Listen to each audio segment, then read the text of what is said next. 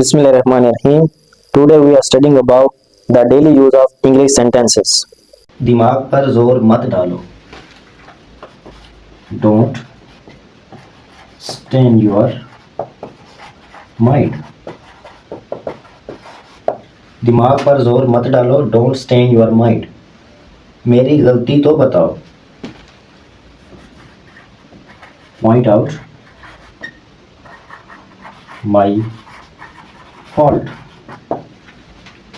मेरी गलती तो बताओ. Point out my fault. मक्खन मत लगाओ. Don't butter up. मक्खन मत लगाओ. Don't butter up. मेरे पाँव सो गए हैं. My feet have gone